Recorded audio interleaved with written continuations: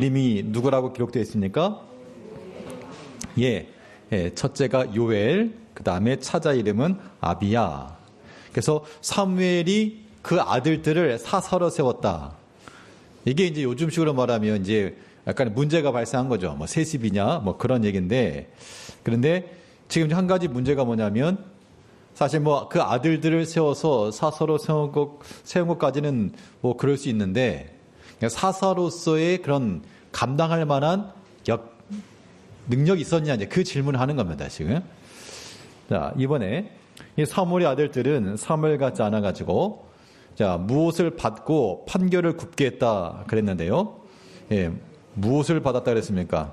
뇌물을 받고 판결을 굽게 했다. 그러니까 성경을 보게 되면, 사무엘은 내가 누구의 물건을 도둑질했느냐, 누구의 물건을 나귀를 취하였느냐. 그러니까 참 모든 면이 있어서 뭐 그렇게 하지 않았다 그랬는데, 그 아들들은 아버지 행위를 따르지 않고 그 이익을 따라 뇌물을 받고 판결을 굽게 했다. 자, 이런 상황 속에서 백성들이 이제 어떻게 판단했을까요? 백성들이 봤을 때는 사무엘은 참 우리가 선지자로 다 아는데 그 아들들은 아버지만 못하다. 이제 그런 이야기들이 막 돌았을 거라는 겁니다. 그러니까 사무엘도 보면 자기 자녀들을 몰랐을 리가 없는데 어떻게 보면 조금 팔이 안으로 굽었을지도 모르죠. 사무엘이 이제 나이가 많아지고 이렇게 하다 보니까 그 젊었을 때의 그런 총기나 그런 것들이 조금은 약화되었을지 모르겠습니다. 그러니까 왜 이런 일이 벌어졌을까? 사무엘 같이 믿음의 사람이 어디 가든 하나님 말씀을 가지고 전하고 가르치던 그 사무엘이 어떻게 아들들은 이렇게 못했을까? 그러니까 이게 오늘날도 그 부모의 신앙이 좋다고 해서 자녀들이 또 좋은 것만은 아니다 그런 얘기고, 어떤 경우에는 목회자 자녀들 가운데도 그 믿음에 거하지 못하는 그런 사람들도 있고 뭐 그런 경우가 많이 있죠. 어떻게 보면은 이제 그 사무엘에게 있어서 보면 아픈 손가락과도 같은 걸 겁니다. 당연히 그 부모의 신앙을 따라서 자녀들이 같은 믿음을 가지고 부모보다 더 좋은 신앙을 가지고 나가면 그게 정말 가장 좋은 베스트인데 그러지 못했다. 그 이유 가운데 하나로 우리가 어떻게 생각할 수 있는가 하면, 그러니까 사무엘이 결국 다니면서 순회 전도를 했잖아요. 그러니까 순회 전도라고 하는 것은 하루는 미스바에 가고 하루는 길갈 가고 뭐 돌아다니니까, 그러니까 집에서 어떤 아버지로서의 그런 역할들을 좀 제대로 감당하지 못했다라고도 보여주고, 또 사무엘 자체가 어렸을 때부터 부모의 품을 떠나 성전에서 지냈죠. 그러니까 이게 그 부모로부터 받지 못했기 때문에 부모로부터 받지 못한 그런 부족함, 어떤 결핍이라고 하는 것이 아마 그 자녀들에게도 나가지 않았을까, 이런 생각이 좀 들죠. 어찌됐건 이 사무엘은 그 자녀들을 자기만큼의 신앙이 되지 못했는데, 이 자녀들이 그 아버지의 신앙을 따르지 못하고 악한 길을 간 것은 뭐 그 자녀들의 그런 몫이죠.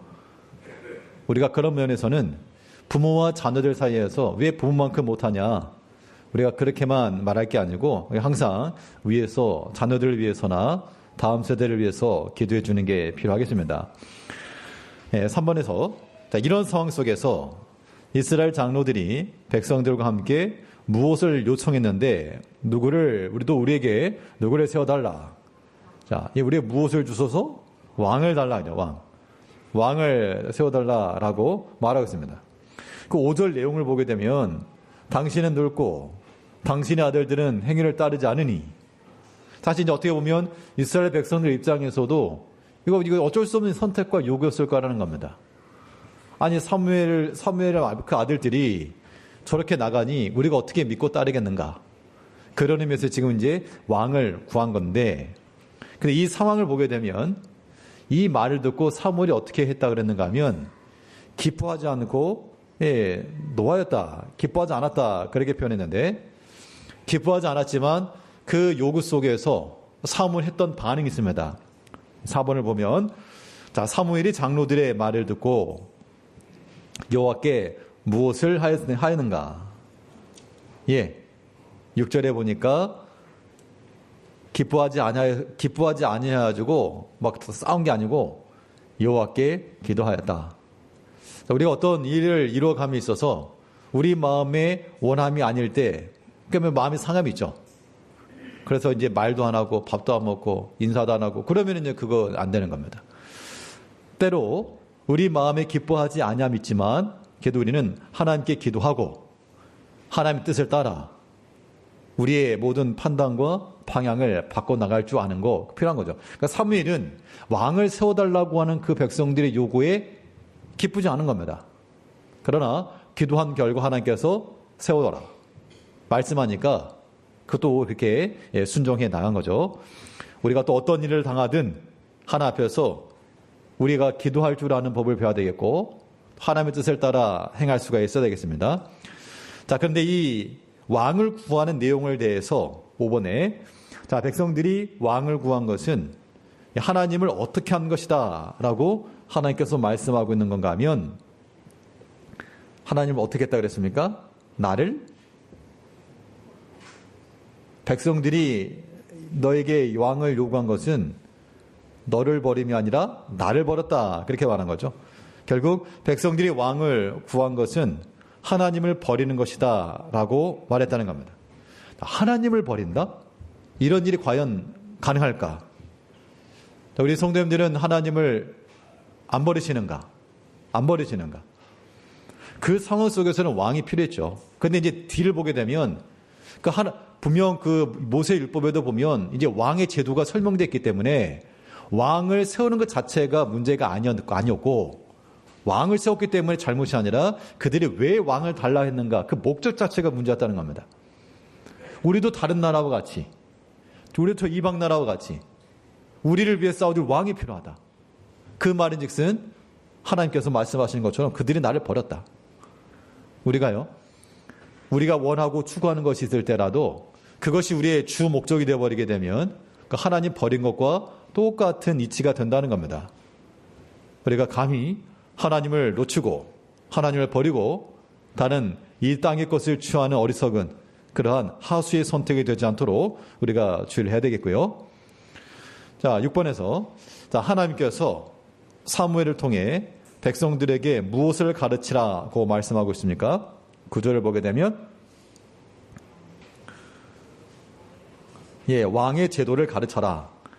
그러니까 왕의 제도를 가르치라고 하는 말은 분명 하나님께 왕을 세우실 것을 예정해 놓으셨고 왕 세우는 것을 왕을 세우는 것은 문제가 아니었습니다. 그래서 왕의 제도를 가르쳐서 이러이러한 것이 있을 것이다 라고 제도를 가르치셨습니다.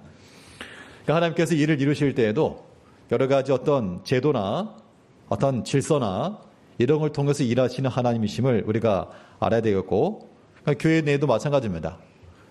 우리가 어떤 일이 일어나갈 때 세상처럼 꼭 법과 질서 이것만 아니지만 그래도 우리가 어떤 큰 틀에서는 하나의 시스템화, 제도화 시켜놓은 상황 속에서 거기서 용납과 사랑과 희생을 우리가 가미하게 되면 우리가 좋은 공동체를 이뤄갈 수 있을 겁니다. 7번에서 자, 이제 왕을 세우면 너희는 그의 무엇이 될 것이라 라고 말씀했습니까? 여러 가지 왕의 제도를 말씀하면서 이렇게 할 것이고 너희 아들들을 데려다가 병거와 말을 어거하게 할 것이며 천부장과 밥부장을 삼아서 밭을 갈게 하고 아들 딸들을 데려가다가 떡 굽는 자 요리하는 자 삼을 것이고 결국 너희는 그들의 무엇이 될 것이라? 종이 될 것이라. 이거 이제 경고한 겁니다. 그래도 백성들이 좋습니다. 그러면 좋습니다. 그러니까 하나님의 지도하심과 하나님 다스리심 이거보다 세상적인 그런 제도에 따라서 그들처럼 하나님께서 세우신 왕의 제도 이거보다도 저 나라 사람들처럼 우리도 그리하길 원한다. 판단 기준이 그렇게 갔기 때문에 이게 잘못된 것이죠. 이때 백성들이 8번에서요. 너희가 그들의 종이 될 것이다. 하나님께서 너희가 부르짖어도 응답하지 않을 것이다. 라고도 말했지만 그 말을 듣고 백성이 사무엘의 말 듣기를 어떻게 했다 그랬습니까? 사무엘의 말 듣기를 거절하였다. 자, 이것은 이제 사무엘을 통해서 하나님께서 전해주시는 그 말씀을 듣고 이제 듣기 싫다 그 얘기입니다. 사무엘이 이제 나이가 들어가지고 이거 예전만 못하다. 뭐 그런 사람의 판단을 가지고 듣기를 거절하고 싫어하고, 오늘날도 우리가 하나님 말씀에 대해서 듣기를 거절한다. 근데 하나님 말씀 듣기를 거절하는 사람이 없죠.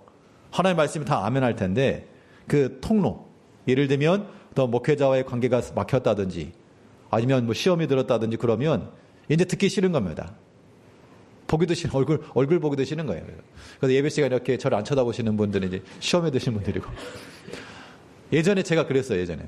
이제 뭐 교회에서 그랬다는 게 아니라 수업 시간에, 좀 선생님 좀 마음에 별로 안 들어가지고 그냥 고기 쳐박고 있고.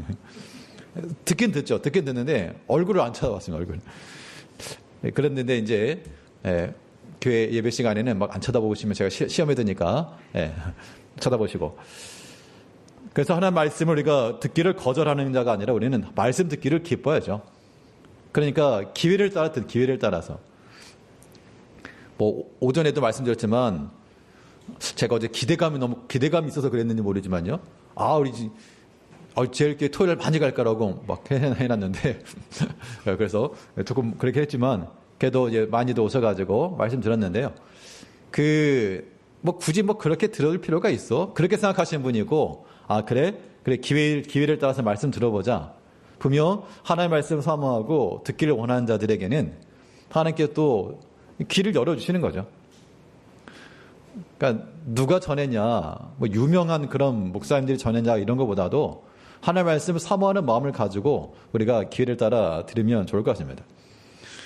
사실 저 지난번에 일신교회에서 포스터가 와가지고 사경한다고, 근데 저번에 강의를 하면서 이건 굳이 광고하지 맙시다 해서 제가 말씀을 안 드렸는데 오늘 아침에 그 목사님이 연락을 주셨더라고요. 사경하는데 오라고 그래서 오늘은 저기 교회 문상 가야 돼서 안 됩니다. 그랬는데 이렇게 직접 연락을 주셨는데, 아무튼 뭐 개별적으로 가실 분들은 일신교회에서 사경하는데 이렇게 가셔도 되겠습니다. 네. 제가 뭐 어떻게 말씀 못 드리겠고. 자, 아무튼 우리가 하나님의 말씀 우리가 기회를 따라서 본 교회 예배 시간들마다 항상 지키시고 거절하지 마시고 잘 들으시고요. 9번이 이제 포인트가 되는 거예요. 자, 백성들이 왕을 구했는데 왕을 구한 것 자체가 문제가 아니었습니다만 결국 그들은 무엇과 같이 되기 원했기 때문에 왕을 구했습니까? 20절에 보게 되면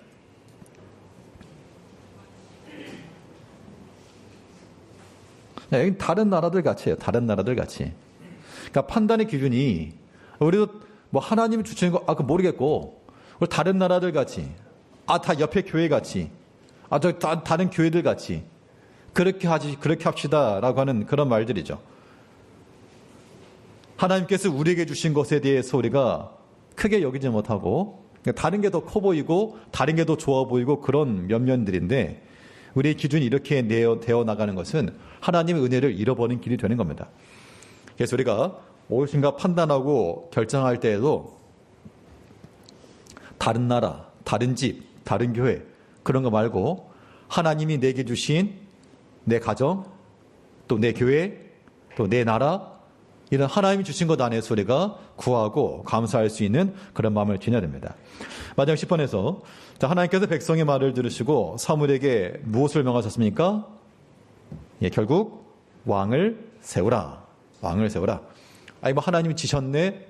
하나님 지신 것이 아니고 백성들의 요구에 하나님께서 응답을 해주셨지만 그 왕의 제도를 가지고 이제 뒤에 보면 열왕기 보면요. 선한 왕이 일어나서 믿음 안에 거하기도 했지만 악한 왕들이 일어나가지고 하나님의 여호와 율법을 불태워버리고 우상을 섬기고, 그래서 나라 전체가 지금 다 망하고 말았죠. 하나님께서 우리가 요구하고 원하는 대로 된다고 해서 그것만 좋아지고 좋다 그러지 마시고 우리는 하나님의 뜻을 따라 우리가 쓰임받기를 힘써야 되겠습니다. 자, 오늘 본문 통해서 간략하게 선택의 기준이라는 제목을 가지고 우리의 본 말씀 상고해 보겠습니다. 자, 선택의 기준이라고 말할 때 무엇을 따라 택할 것인가? 여기 우리 질문들이 던져져야 되겠는데요. 우리가 바른 선택을 해 나가려면 첫 번째 질문, 이것이 과연 하나님 마음에 합당한 것인가? 자, 하나님 마음에 합당한 것인가? 라고 하는 질문 속에서 우리의 판단과 결정이 이루어져야 됩니다. 오늘 사무엘상 8장에서 백성들이 왕을 구했습니다. 이 왕을 구한 것이 하나님의 뜻을 따라 구한 것이라기보다도 물론 돌아가는 상황과 형편을 보아하니 사무엘은 나이 들었고 그 아들들은 안 좋은 소문이 흉흉하고 우리도 다른 나라들처럼 왕을 세워주시오. 그들의 판단과 결정이라고 하는 것이 하나님 마음에 합당한 것을 구했다라기보다 자기 마음에 합당치 않으니까 구한 겁니다. 자기들 마음에 합당한 대로 다른 나라들처럼 우리에게도 왕을 달라 라고 한 것인데요. 우리의 모든 선택과 결정이요, 우리는 어디까지나 자기 자신의 원함이 궁극적 목적이 되지 않아야 됩니다. 그러면 사람이 무슨 판단이 무슨 의미가 있냐. 물론 우리가 우리를 위해 선택할지라도 최종 결론은 하나님의 원하시는 것으로 결정이 나야 됩니다. 이것이 기도하는 사람도 마찬가지고요.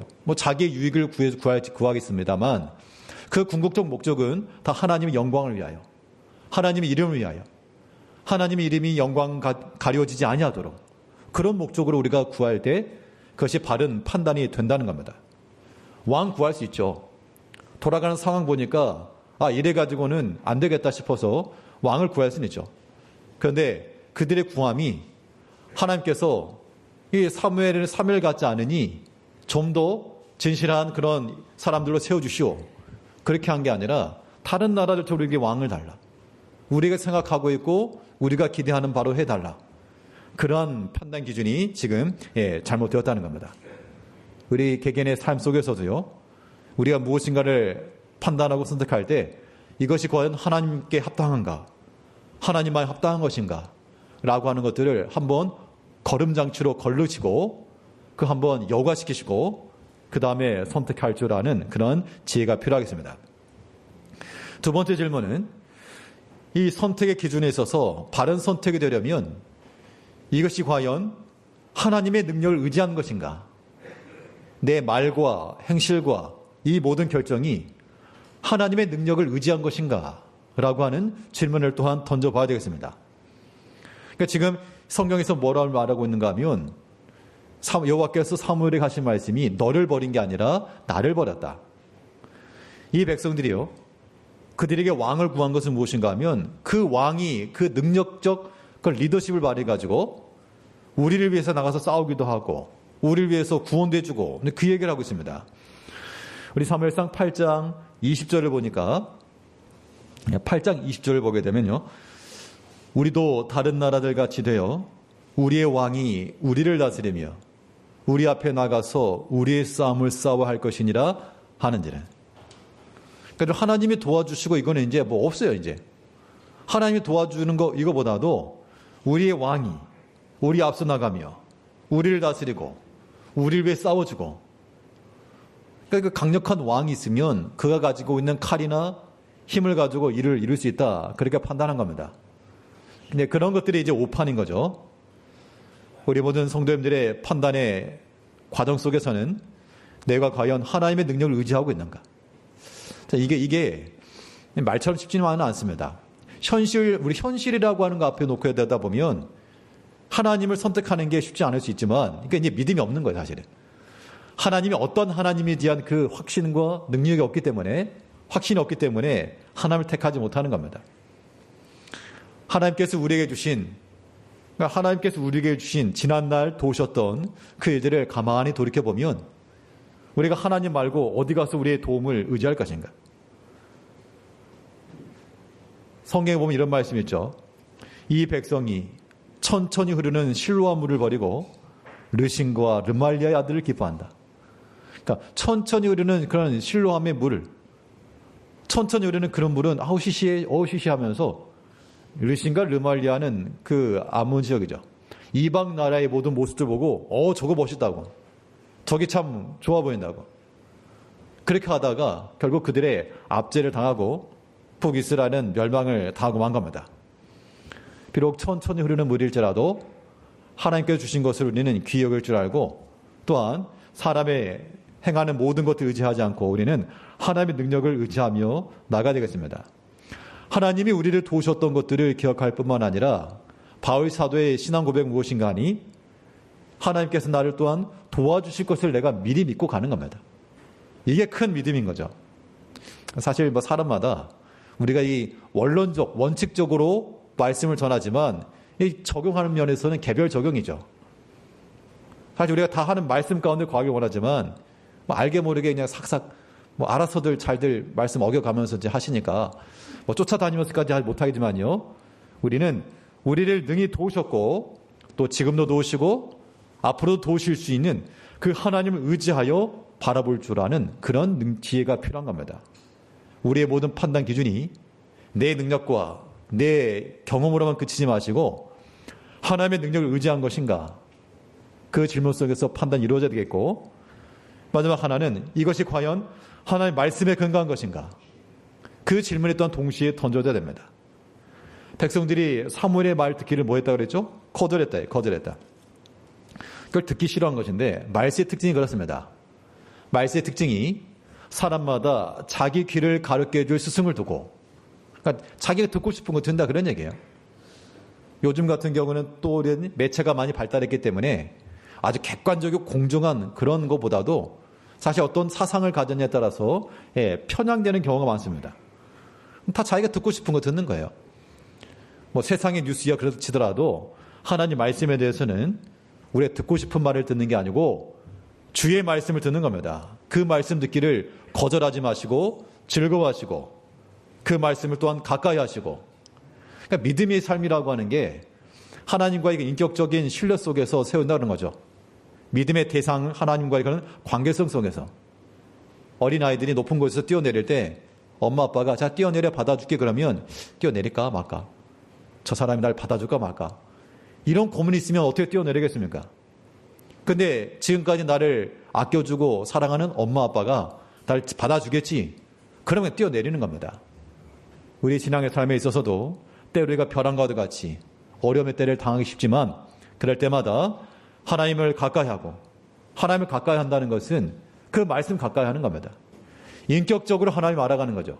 하나님과의 관계성 속에서 하나님을 신뢰하고 사랑하며 눈빛만 마저 통할 수 있는 하나님의 그런 신실하심, 하나님을 의지하는 마음 그런 마음들이 우리 가운데 있을 때 그런 선택과 판단은 틀리지 않을 것이며 하나님께서 어떤 형태로든 우리 인도해 주실 것을 믿고 믿음 안에서 우리가 바른 판단, 믿음의 판단을 하며 살아가시는 성도님들이 되시기를 바라겠습니다.